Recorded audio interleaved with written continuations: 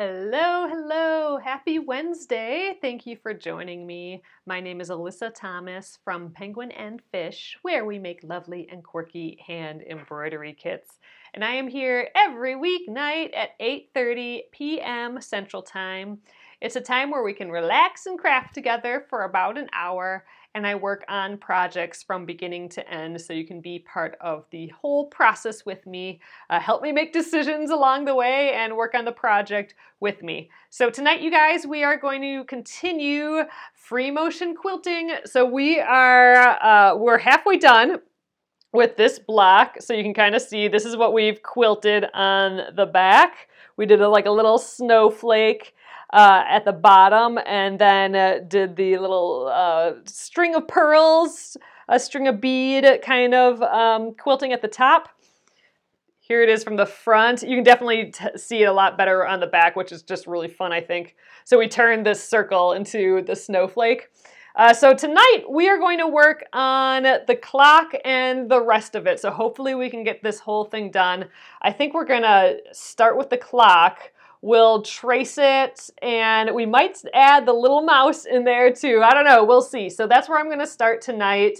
And then I think we're just gonna fill in the rest with more of these little dots with the lines, the string of pearls, unless we come up with something else along the way. But I think we'll start with the clock. I think maybe just some outlining of the clock. Maybe we'll add some texture on the inside, and maybe we'll add that little cute little mouse in there as well. So, all right, that is the plan for tonight. Thank you guys for joining me again.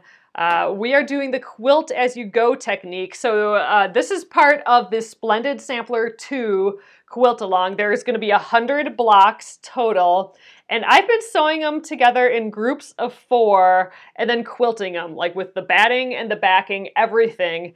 And then we're combining these blocks of 4 together using the Quilt As You Go technique, which we'll go over another day here.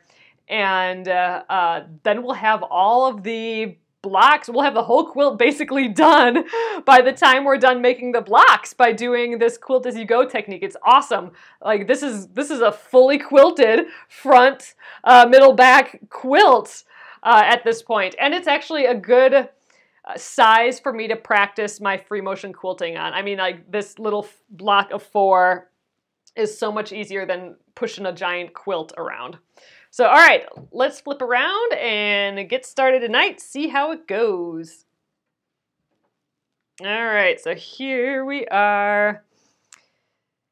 All right, so I think, oh, here's this again too, if you wanted to see it. You can kind of see the texture on this circle. So we made like little kind of floral blips, but we added little bloops on the end to kind of make this neat little snowflake using the circles and these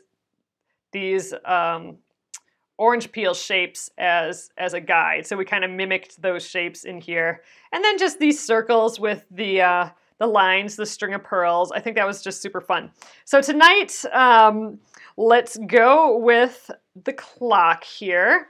So I think I'm gonna start just right here, just kind of in the middle, because again, moving middle to out is a good idea in general, just so we don't get any weird puckers. So I think we'll just start by tracing this shape. We'll just go around the whole thing. And then I think we're going to do some jumping around. So I'm not going to do where I connect everything with, you know, I don't pick up the needle and move at all. I am going to pick up the needle this time. So I think we'll go around the outside. I think I'll pick up the needle. I think I'll just jump. So I'll leave the thread on the needle. I'll just jump. I think we'll trace the inner part. And then I think we'll jump again and do these circles, because I just think it's nice just so we'll just outline these parts. Trace that. We'll do this little center area. And then I think maybe we'll go and try and add like a teeny tiny mouse here. Maybe it'll work. I'm hoping it'll work. Just a little mouse right in here. It'll be super duper small. And then maybe if we get real crazy, I was thinking we could add in some lines all around here. It would be like the grain of some wood. but just like up and down, kind of like, oh gosh, what's that one style? Like that Frank Lloyd Wright style where it's just a lot of up and down, just like a lot of lines. So I think we might go back and do that. But let's start with the outline. So I'm going to start by getting rid of this. And then we'll keep going.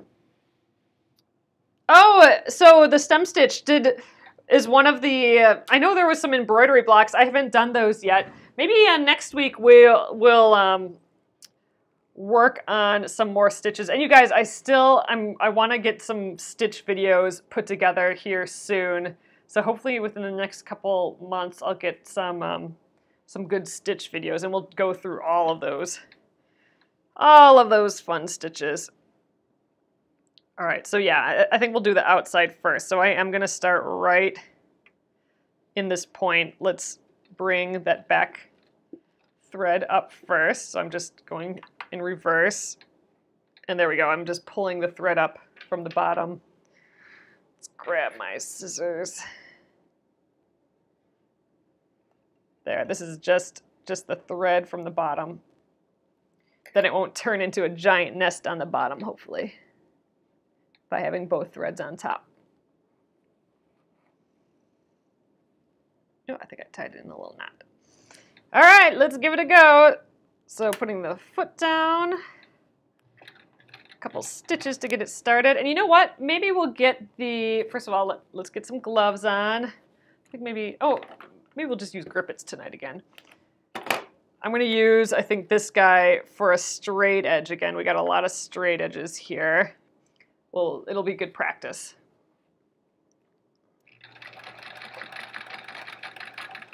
All right, step one, let's delete these. Ooh, it kind of sucked in my thread a little bit. Ooh, I might have a little nest at the bottom, so I might have to take care of that later. I should have held my threads down.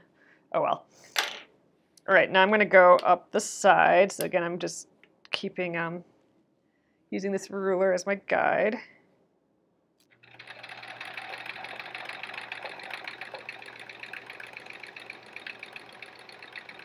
All right, just stitching in the ditch, basically. I'm definitely not going all that straight. All right, so I'm kind of in and then out and whatever, but that's okay. Oh yeah, stem stitch. Stem stitch is a difficult one for me, at least. It's easiest if you're used to stabbing your thread and pulling your thread all the way underneath and then putting the needle from the back to the front back up in another motion. That's difficult with the stem stitch. With the stem stitch, you want to go in and out with your needle, like to the back and to the front with the needle before you pull the needle through the fabric, if that makes sense. That makes stem stitch a little easier. Once I learned that, it got easier for me. All right, so I'm just tracing around these bits.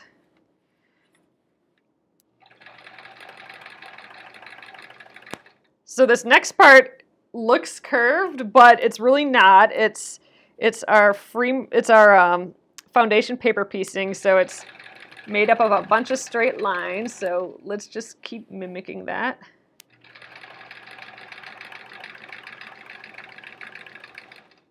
All right, let me get rid of this needle or pin. Down this edge. So this top bit, I mean, this will get cut off. This will be part of the seam right there.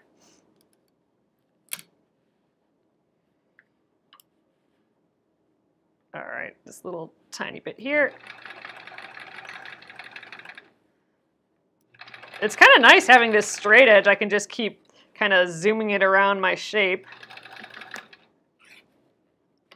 Getting all those little angles.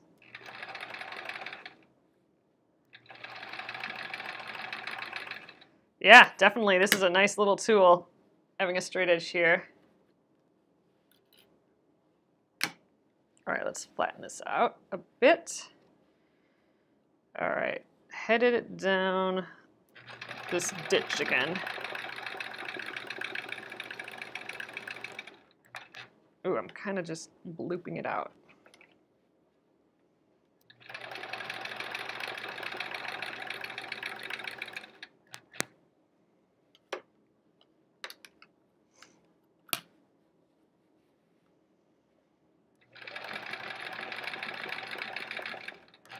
All right, and then this bottom edge. We're back to where we started.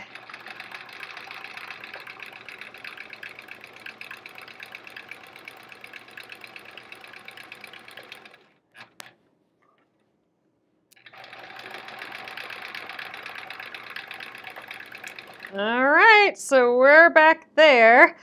Let's see. You know what? I think a way for me to keep stitching without jumping is we're gonna track our spot here a little bit, and then I'm gonna just, I think we'll draw a line all the way on the bottom. I think that'll be good. So we're outlining this shape.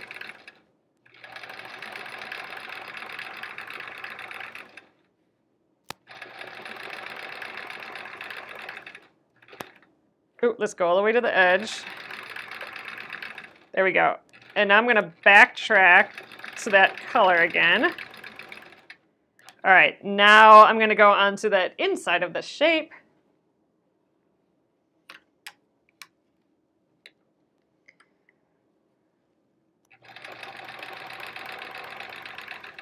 All right. This fabric kind of blends into this other one, but it does take its own little path here. So I'm going on the inner edge of this brown now. That'll just help shape our guy a little bit more. Ooh, come on now. There we go. Keep getting hooked. You guys, we're supposed to have more snow on Saturday.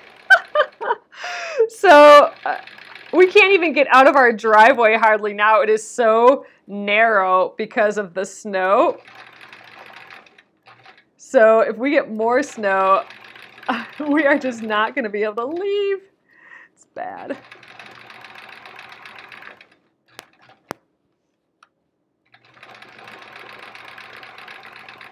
I really should get the little grippets, the true grips on the bottom of this one, because it is sliding around a little bit.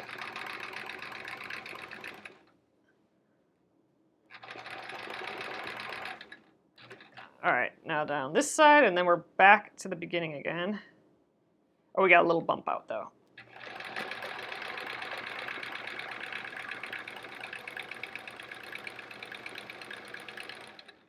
All right, looking good. Ooh, there.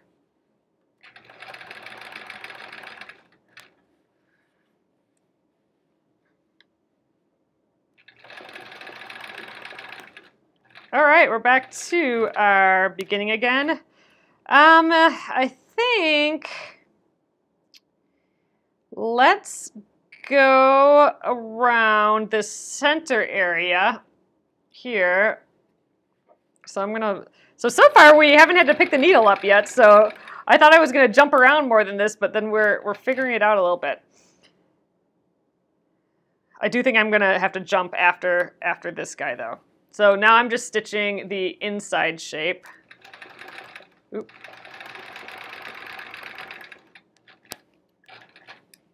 We're just basically following the lines already of this clock.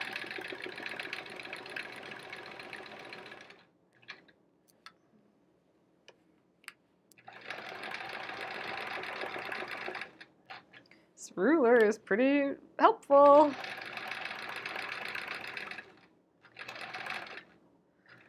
So now at this point, I could probably go around here. So I think I'll do that.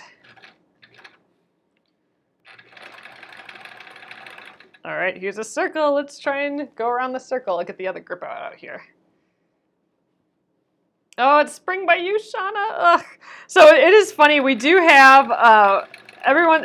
There's so much snow, but You can hear a robin every once in a while, so that's kind of a little goofy. All right, I'm gonna backtrack a little bit so I could go back up. Let's just eyeball it. All right, so now I can continue on that center. This is cute though. Look how it's poofy around here.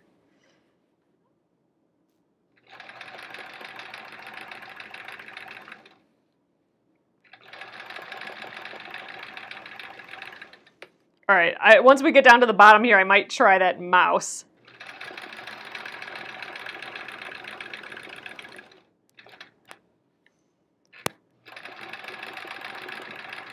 All right, this is where I wanted that mouse, and I think I'm going to just eyeball it. Let me just draw. Let's try drawing a mouse quick. So here's just kind of a sample piece. I think, so I'm at the bottom. I'm going to just use my Sharpie. So I'm at the bottom of this shape here. So the shape's like this, and then there's this, then the pendulum is here. So I wanted to do a little mouse here, and my needle right now is right here. So I could travel here. Maybe we go up a little bit. We could put a little ear in. And then a little bloop, and then maybe we just do a little tail. Like that. Does that look like a mouse? Maybe we put another ear in. How about like that? That looks like a mouse, right? Maybe we can go around a little bit for the nose. All right, I think that's legit, right? I don't know. Let me know. I think that's if I'm trying to do something so small, like it's literally so small, I think that's probably the best I can do for that. So, okay, let's give it a go. So I'm going to just let this sit here as my guide. I don't think we'll be able to really see what it looks like till we check out the back, but I'm just gonna look at this as my guide here. I don't want to take the needle off, so I don't want to take it off. Oh, we could put like a little French knot for the eye or something. That would be kind of fun. All right, so I'm gonna just travel a little bit here. All right, here we go. This is really small. So let's see how we go here. All right, I am gonna try and get both of those ears in, which might be a disaster, but we're gonna do it anyway. All right. Here's kind of where the nose would be. I'm going a little blind because the presser foot's in my way. Oh my God. All right. I'm gonna go this way. Let's get an ear in. And I'm gonna get another ear in. Wow, this really could be a disaster. All right, and then we're gonna get like the back of him in. We're gonna backtrack up there, and then now I'm gonna get a little tail in. A little squiggle. I think I'll go back the other direction too. All right, that's our mouse, and I think now is where I'm gonna jump. So I have my needle up here, and I'm gonna lift the needle up, and then I'm gonna actually just travel up to this circle. I want to stitch around this circle, and then I will stitch around the other circle as well. So here's the mouse. You can kind of see it. Once we flip it around, we'll see what it looks like. All right, my presser foot is down again. I'm just gonna put a couple stitches in. All right, let's attempt to go around this circle, and then I'll cut this jump, this toe catcher here. I'll jump that, or I'll cut that once I've gone around these two. Okay, here we go. Practicing freehand circles, I suppose. Ooh, that was quite the jump. Okay, I just started, instead of watching my needle, I just started looking ahead, and it got way easier all of a sudden. So I'm looking at where I'm gonna go next and not at my needle. even though my needle's in like the periphery.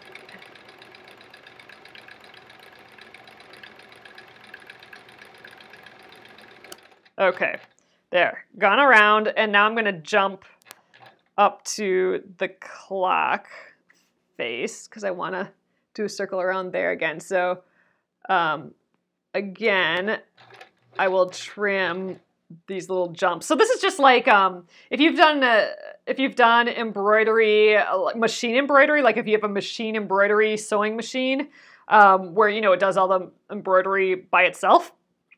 It will put these little jumps, they're called jumps. So it'll jump from one spot to the next to start the next color, like the next color.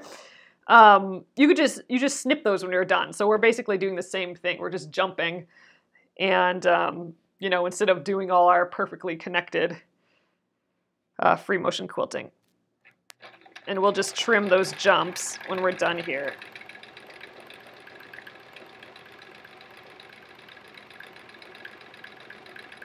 All right, I gotta move my hands and breathe.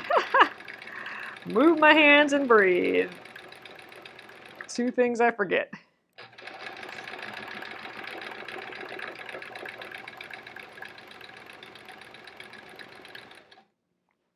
Okay. I am not sure I want to do much more with this. I mean, we could do those lines like what I was saying. That would be kind of neat. That would maybe make it kind of jump off the page a little bit more. Why don't we do that? We'll get some really dense lines in all of these. Like we'll go with some horizontal lines, some vertical lines, and then some arced lines.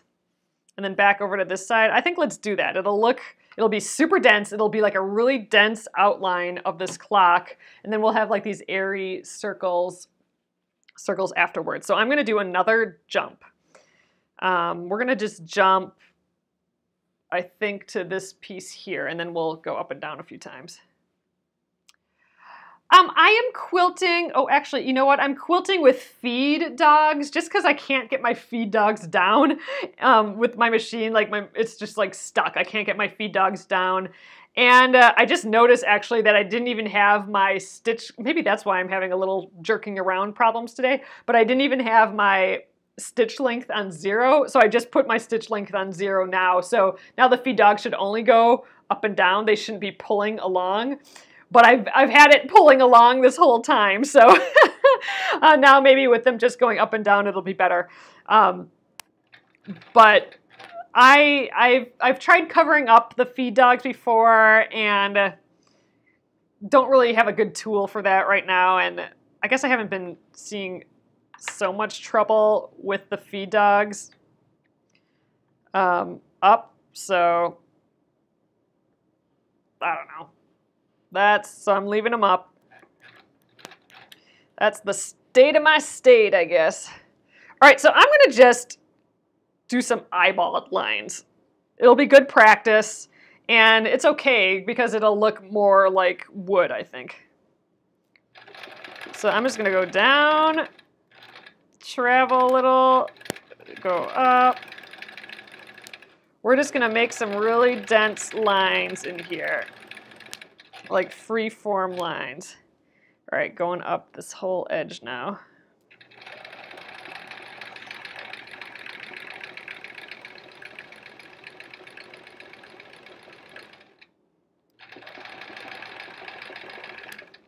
I think I'm going to go across here like as if this was a piece of wood, like a column. There we go. All right, I'm going to go down and up again one more time. This direction's definitely easier because I can see my fabric. Whereas this direction, I kind of have to look around the presser foot a little bit.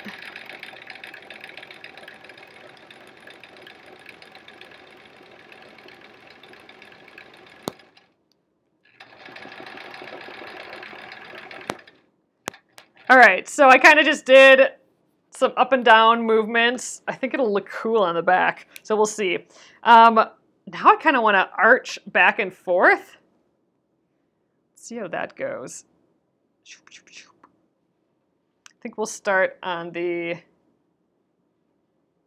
outermost or innermost edge, so we end up on the outermost, and then I can go back up that way. Okay, I got a map. Let's go travel back a little bit, and I'm gonna arch, arch, arch, as if this is actually an arch, not all our straight line paper piecing.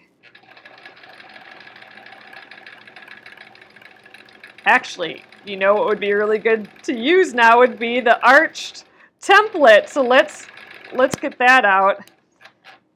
Let's put this line in here first. Like, we have a whole template for this, in theory.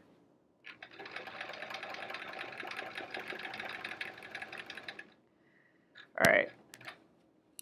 Haven't used this part of the template before, though.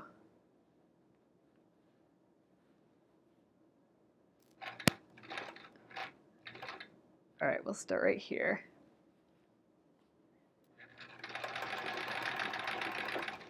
Ooh, I need the grippers on here.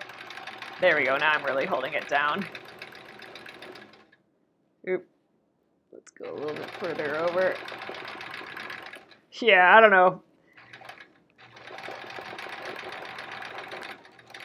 I think that was easier to do freehand just because I don't have the little rubber bottoms on that yet. All right, I'd like to go a couple more times here because I want to end up over here, so I need to go 1, 2, 3. Gosh, I don't know if I have enough space for that, but we're gonna try. We're gonna get it real dense.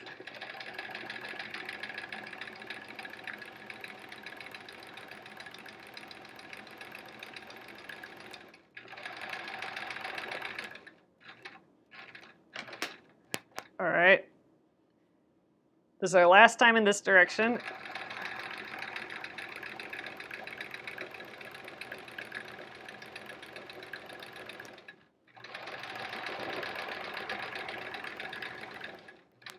All right, and one more time here. We're getting a little crazy with this one. All right.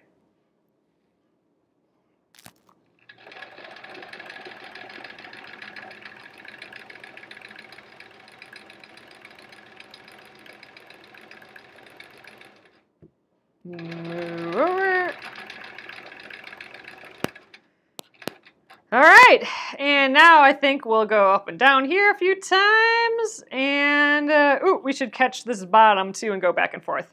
And then I think we'll be done with this feller here. And actually, I think we might just stop with the clock for the night, and then tomorrow pick up the rest of these circles. And maybe we will do something special with this bottom one too. So I think let's do that.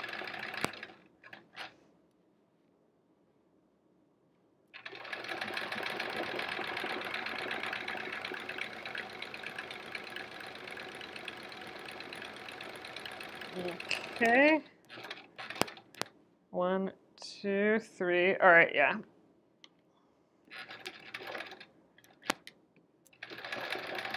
Once up, and then we'll go one more time down.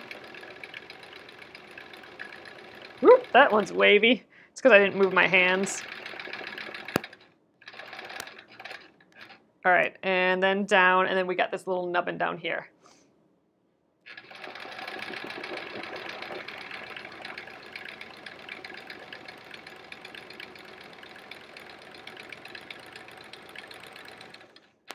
Oh wait, and we have this sideways one too.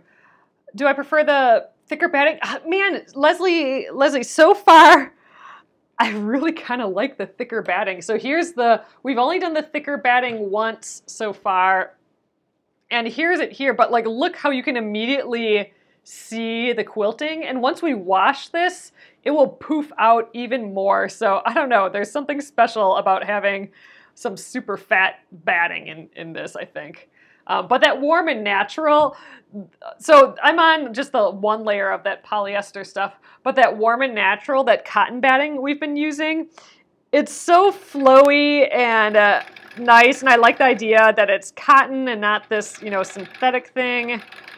So I do actually really like the warm and natural too, just in general, but that poofy stuff is just really fun. It's just really cute. All right, so that was that nubbin. Now I want to go back and forth. So that'll be interesting. We haven't gone horizontally yet. Let's see how I manage that. The vertical lines, those are I think pretty easy. So this time, all right, I'm gonna put my grippers here. Back and forth practice. Let's see if I can do those straight. Ooh, this is actually kind of easy. Easy to go straight. Well, maybe I'm not so straight, but I can see what I'm doing though, which is nice. Whereas going like vertical, sometimes my presser foot's in the way. I think, yeah, we'll get 2 more in here.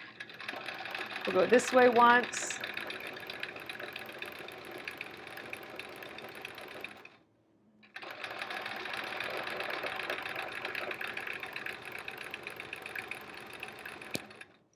Ooh, I didn't breathe that time, but I did remember to move my hands.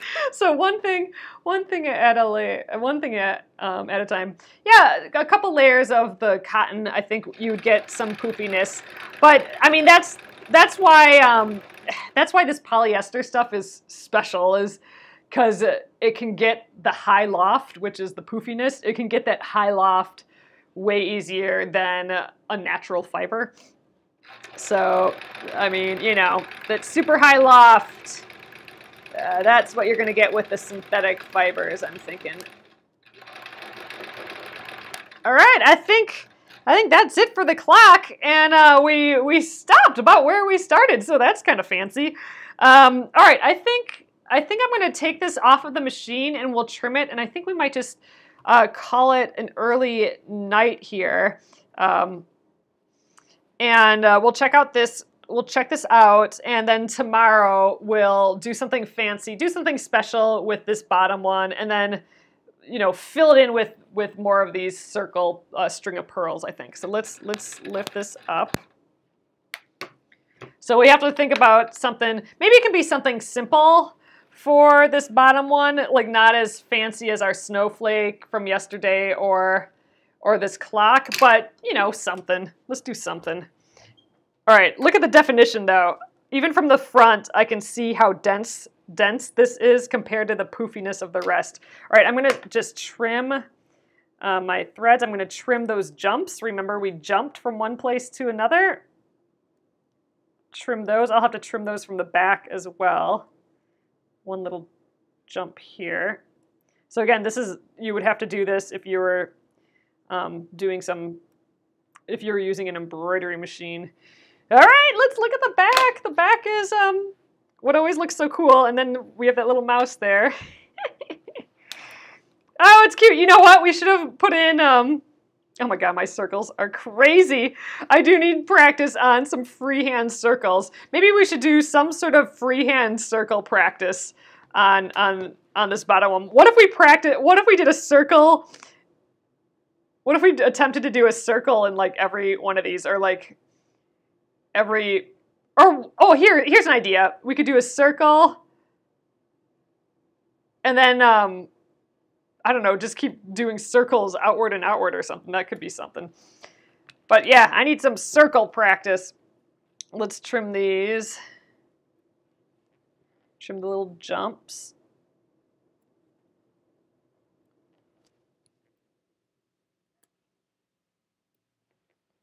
Here's where I got that nest at the beginning. It pulled my thread in from the front. I didn't hold my thread down, and it made a whole big mess here. But I'm gonna just live with it for now. It's still kind of fun. But yeah, we could. Oh, we actually can't put the. I mean, we have our button in there. I think we'll just probably leave it like this. But here's the little mouse. I think it's an okay attempt. It looks a lot like a whole lot like our drawing here. So that's not bad. All right, I like it, but I do think this doing some dense stuff next to some less dense stuff, I think that is a nice effect. So we'll fill this in with more of these pearls.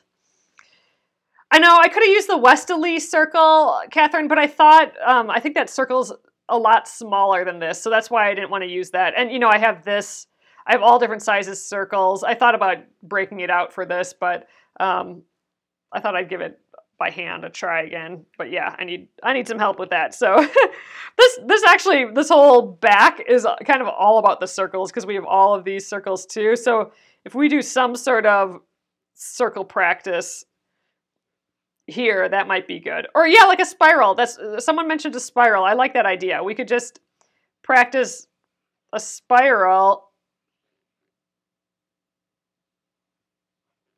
I don't know, maybe we spiral around the outside and then somehow we got to get back into these